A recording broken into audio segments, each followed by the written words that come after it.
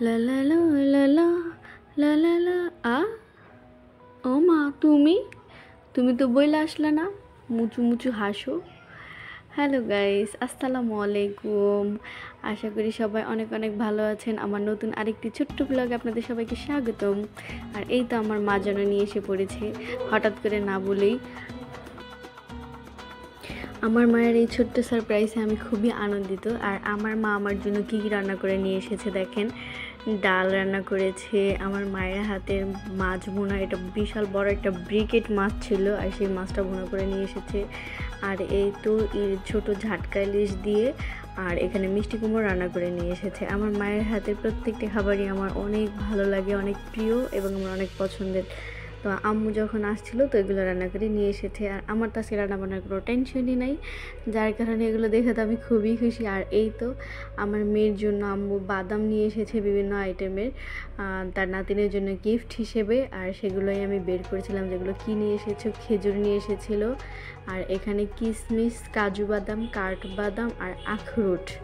আর এই হলো খেজুর, আর খেজুর আরও আছে, তো এগুলোও নিয়ে এসেছে। তো এই তো খেজুরগুলো, আগের খেজুরগুলো বেশি ভালো ছিল, মানে এত দামের খেজুর ওকে খাওয়ানো যায় না, কষ্ট হয়ে যায় ওগুলো বের করতে, পেস্ট করতে।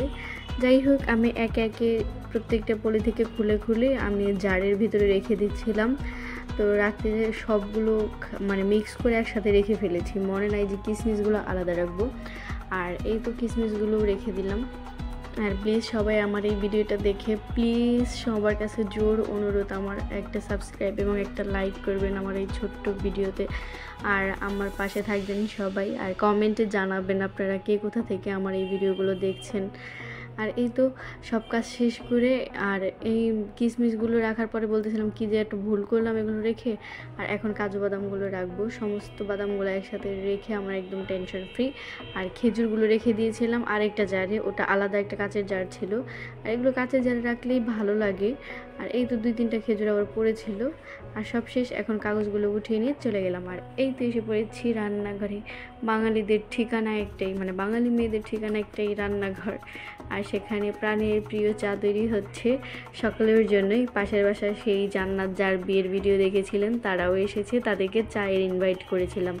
আর এই তো আমার মেয়ের পাশে খিচুড়ি চলতেছে, সিটি চলতেছে। আর এই তো চায়ের কাপগুলো সব রেডি করেছি, মানে ওরা আগেও আসতো, তো বিয়ের পর এই প্রথম এসেছে, তো তার জন্য হঠাৎ মানে বাসায় তেমন কিছু ছিলও না, তো তাদের জন্য চা বানিয়েছি, রং চা। আর সাথে ছিল বাকরখানি। আপনারা বাকরখানি চিনেন কিনা জানি না, আমাদের ঢাকার এটা ঐতিহ্যবাহিত খাবার, মানে ঐতিহ্যবাহী খাবার যে বাকরখানি। আর এই রং চাগুলো সব সার্ভ করছিলাম এখানে। আর 2টা লং দিয়েছিলাম, 2টা এলাচ দিয়েছিলাম, 2টা দারচিনি দিয়েছিলাম। সবগুলো একসাথে মিক্স করছি এখন, একটা একটা করে সবগুলোতে মিক্স করে নিচ্ছি। চায়ের কালারটা কেমন হয়েছে, মাশাআল্লাহ, ওয়াও ওয়াও হয়েছে একদম চায়ের কালারটা। আর এই তো সেই বাকরখানি। আর এখন আমরা বাকরখানি দিয়ে চা দিয়ে ভেজে খাবো, খুবই টেস্ট হয়, আপনারা খেয়ে দেখবেন, সত্যি অনেক মজার হয়। আর এই তো আমাদের সেই নিউ ম্যারিডলি গার্ল, ওই যে। আর এই তো আমরা এখন এনজয় করছি। আল্লাহ হাফেজ।